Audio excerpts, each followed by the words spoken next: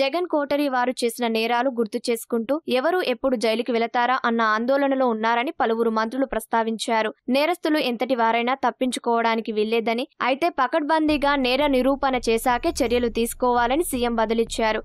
నమస్తే, welcome to think Andhra. నేను మీ ప్రియాంకరావు.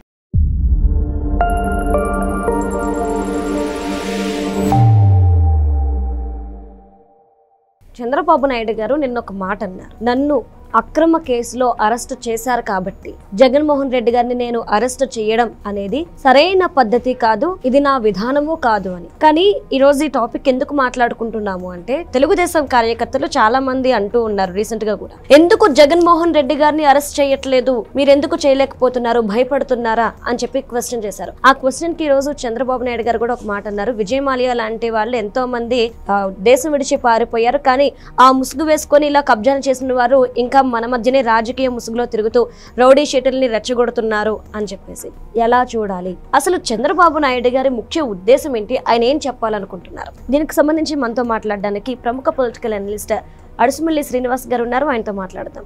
నమస్కారం సార్. నమస్కారం సార్. బాబు గారు అంటున్నారు, నన్ను అక్రమ కేసు పెట్టి అరెస్ట్ చేశారు కాబట్టి జగన్ అరెస్ట్ చేయడం సరైన విధానం కాదు.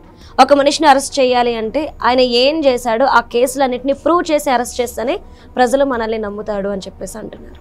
విధానం కరెక్టేనా అంటారా, లేదంటే కార్యకర్తల విధానం కరెక్ట్ అంటారా? అలా కాదు. ఎలాగంటే చంద్రబాబు నాయుడు గారు ఆయన్ని మనం అంటే వయసు రీత్యా మేము ఆయన ప్రస్థానం మొదటి నుంచి చూస్తున్నాం. అవును, 78 నుంచి నేను అబ్జర్వ్ చేస్తాను. మీరంటే రెండు మూడు దఫాల నుంచి చూస్తారు, మీరు చిన్నపిల్లలు కాబట్టి. ఆయన ఎప్పుడు కూడా రాజకీయాలు ఎన్నికల వరకే, పరిపాలనలో ఉన్నప్పుడు, అధికారంలో ఉన్నప్పుడు అభివృద్ధి, సంక్షేమం, సంస్కరణలో భవిష్యత్తు, భరోసా దీని మీదే ఉంటుంది ఆయన విధానం. అది ఆయన మూడే సాపరండి. అక్రమంగా అరెస్టులు కానీ, పెట్టుడు దొంగ కేసులు పెట్టడం కానీ ఆయన ఎంకరేజ్ చేయడం, ప్రోత్సహించడం. ఆయన బద్ధ శత్రువును కూడా అవసరమైతే వాళ్ళ చేత పని చేయించుకోవాలని చూస్తాడు తప్ప వాళ్ళని కక్ష సాధించాలనేటువంటి ఆలోచనే రాదు. ఎందుకంటే ఇప్పుడు ఈయన అలా అన్నదానికి కొంత లీడ్ చెప్పాలి కొంతమంది తెలియని పిల్లలకు. చాలామంది తెలుసు అది.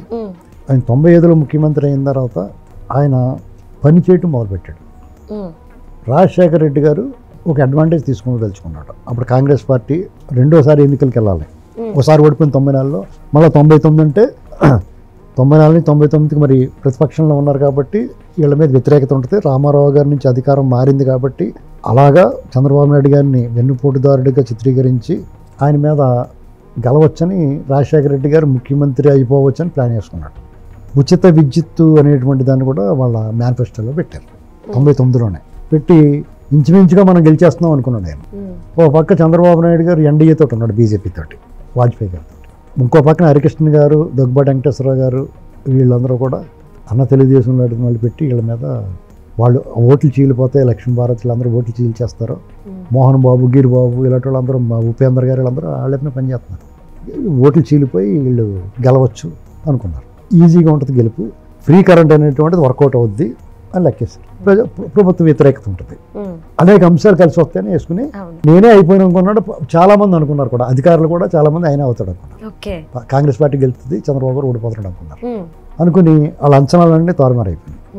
రాజశేఖర రెడ్డి గారి దగ్గరికి చాలా మంది అధికారులు పుష్పగుచ్చాలు అయి పట్టుకెళ్ళిపోయారు, ఆయన నెగ్గేస్తున్నాడు అని. ఇప్పటికే చంద్రబాబు నాయుడు గారిని వ్యక్తిత్వ హరణం చేసాడు, వ్యక్తిగతంగా టార్గెట్ చేసి మాట్లాడాడు, కించపరిచేలా వ్యాఖ్యానం చేశాడు. వీళ్ళందరూ పుష్పగుచ్చాలు ఇచ్చి బొమ్మ బొరిసైపోయింది. చూస్తే చంద్రబాబు గారు వాళ్ళు 3/2 మెజార్టీ వచ్చింది కూటమికి. పనిచేసే ముఖ్యమంత్రికి ఓటేయమన్నారో పనిచేసే ముఖ్యమంత్రికి ఓటేశారు జనం. ఆ పనిచేసే ముఖ్యమంత్రి నినాదం మళ్ళీ చంద్రబాబు గారు అధికారంలో తీసుకొచ్చాడు పార్టీని.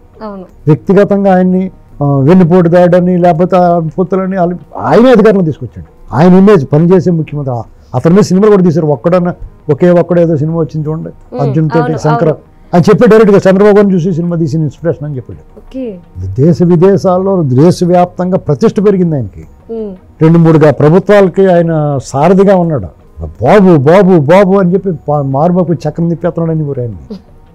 అయితే మరి అధికారులందరూ మరి ఈయన గెలిచేసిన తర్వాత మొహమాట వస్తుంది కదా, చీఫ్ సెక్రటరీ, డీజీపీలు వీళ్ళందరూ కూడా రాజశేఖర రెడ్డి దగ్గరికి వెళ్ళిపోయి నవ్వేసుకుంటా కూర్చున్నారు.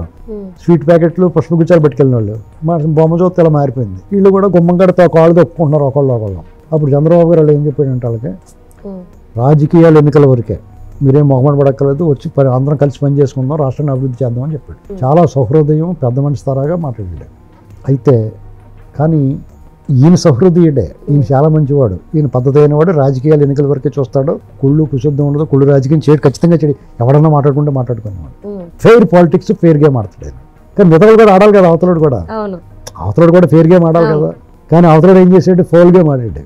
ఈయన మీద బషీర్బాగ్ కాల్పులని రకరకాలుగా ప్రపంచ బ్యాంక్ ఏజెంట్ అని కమ్యూనిస్టులు చేసేసిన లోపల మళ్ళీ తెలంగాణ ఈయన ఏమీ చేయలేకపోతున్నాడు, తెలంగాణ ఉద్యమానికి అగ్గెట్టాడు. చెన్నారెడ్డి గారిని పంపించి దాన్ని కారకుడు ఆయనే. తర్వాత కేసీఆర్ గారు రెడీ అయ్యాడు. వీళ్ళంతా కలిపి మొత్తం అందరూ చేరి 2004 ఓడిచ్చారు ఆయన. మరి ఆ ఓడిపోవడం కారణం ఏంటి? కార్యకర్తలందరికీ అసంతృప్తి వచ్చింది.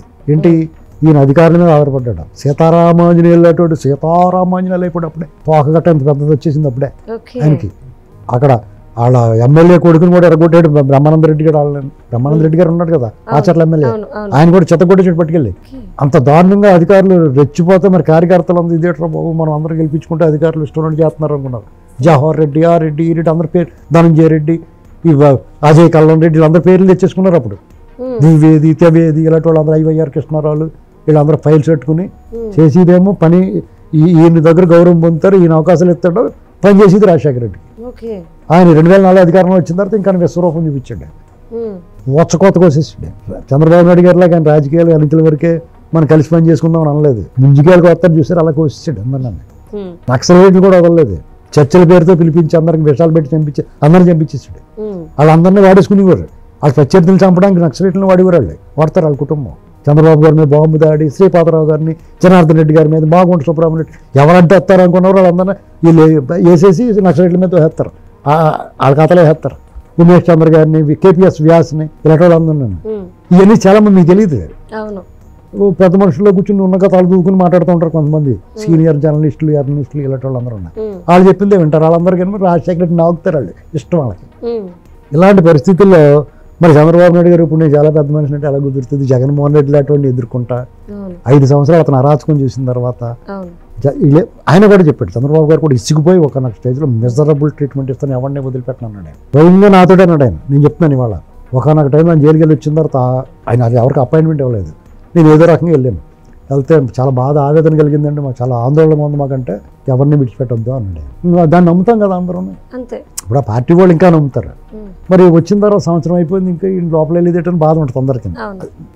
చాలా మంది నోటుకు వచ్చినట్టు మాట్లాడుతున్నారు, చాలా మందిని విడిచిపెట్టినట్టు కనపడుతుంది, కానీ అదేం విడిచిపెట్టలేదు. ఇక్కడ చంద్రబాబు నాయుడు గారు అన్నది ఏంటంటే, జగన్మోహన్ రెడ్డి అక్రమ కేసులు పెట్టాడు. ఇప్పుడు జరుగుతున్నదంతా చూస్తే అందరికీ బాధ ఉంటుంది, అసంతృప్తి ఉంటుంది. వీళ్ళు ఏమీ చేయలేదని బాధ కాదు. ఆ బాధ కొంత ఎలాగ నెగ్గిన తర్వాత ఒక్కసారి మంత్రి చేయన్నట్టుగా అందరం ఎక్కిన తర్వాత అందకుండా పోయేడమ్మా అనేది ఎలాగ జరుగుద్ది. అది ఎవడో అవాయిడ్ చేయలేరు. అందలం ఎక్కాడమ్మా అందకుండా పోయేడమ్మా అనే పాట ఉంటుంది. అలాగా డెఫినెట్గా జరుగుద్ది. ఇప్పుడు చంద్రబాబు నాయుడు గారి చుట్టూ ఉన్న సెక్యూరిటీయే మారిపోతారా? అప్పటి వరకు ఆయన ఖర్చు ఇచ్చి, లేకపోతే ఆయన మూతుడుచుకుంటున్నానికి బుడ్డలు ఇచ్చి, ఆయన ఇష్టమైన ఆయన పక్కన కూర్చొని ఆయనకి అన్ని అందించిన వాళ్ళు కూడా టపాలు మనం మారిపోతారు. ప్రభుత్వం వచ్చిన తర్వాత ఆ ప్రోటోకాల్ మారిపోద్ది. పియ్యలు కొత్తగా వచ్చేస్తారు, టక్కలు కట్ట చేసుకుని కొంతమంది, అంత సిస్టమ్ మారిపోద్ది. అప్పటి వరకు ఆయన పక్కన కూర్చొని కాఫీ తాగినాడు కూడా ఆ దూరం నుంచి నిలబడి మాట్లాడాలి. ఇది సహజం. ఆ అసంతృప్తి కొంచెం ఉన్నా సర్దుకుంటారు. ఇది చంద్రబాబు నాయుడు గారు వచ్చిన తర్వాత ఈ నైజం తెలిసిన తర్వాత మనం ఆయన నుంచి వాళ్ళు అక్రమంగా తీసుకొచ్చి కొట్టడం ఇలాంటివి చేస్తారని ఊహించకూడదు, అసలు ఎక్స్పెక్ట్ చేయకూడదు. ఆయన చెప్పినా కానీ నమ్మకూడదు, అలాగేలేండి మారి అని. కానీ ఈసారి డెఫినెట్గా మారాడు ఆయన. ఎవరినైనా ఎందుకు వదిలిపెడతాడు అనుకుంటున్నారు? అందులో కూడా యుద్ధనీతి పాటిస్తాడు ఆయన. మహిళల్ని వృద్ధుల్ని హింసించొద్దు అనేటువంటిది ఒక యుద్ధనీతి, దాన్ని పాటిస్తాడు ఆయన. ధర్మరాజు కొడుకున్నాడు కదా, కార్తీ వీర్యార్జునుడు, కణకణ మండే కళ్ళుతోటి చూస్తూ ఉంటాడు కదా. ఎందుకు వెంగెట్టుకుంటారు అందరూ, భయపడతారు ఎందుకు? చంద్రబాబు నాయుడు గారు ఒక మాట చెప్తాడు, ఆయన నాయకుడు, సభా నాయకుడు, ముఖ్యమంత్రి గారు, ఆయన ఆదేశాలు ఖచ్చితంగా పాటించారు. అక్రమ కేసులు పెట్టడం, ఎవరినైనా అరెస్ట్ చేయాలంటే దాని ప్రాథమిక సాక్ష్యాధారాలు ఉండాలి. ప్రైమరీ రిపోర్ట్, ఎఫ్ఐఆర్ ఉంటుందండి, ప్రైమరీ ఫస్ట్ ఇన్ఫర్మేషన్ రిపోర్ట్. ఆ ఆధారాలతో వాళ్ళని అరెస్ట్ చేస్తారు, నోటీస్ ఇస్తారు. చాలా పద్ధతిగా చేస్తున్నారు. ఎవరికైనా నోటీస్ ఇస్తారు, అందంగా అరెస్ట్ చేసి తీసుకెళ్తారు కోర్టుకి. వెంటనే చూడండి, వాళ్ళని నిర్బంధించి ముడ్డు పగలు కొట్టేసి ఏం పట్టుకెళ్తలేదు, కోర్టుకు పెట్టి తర్వాత మళ్ళీ తీసుకెళ్తున్నారు. ఆడు సెంటరింగ్ విరిగిపోయిన బస్సులకు అటోకాలు ఇటోకాలు నడుస్తున్నాం కనపడుతుంది మనకి, చూస్తున్నాం. కొంతమంది మీరు ఇవ్వాల్సిన ట్రీట్మెంట్ వీళ్ళు వద్దనగానే ఇస్తారు, మనం ఏం చేస్తాం దానికి?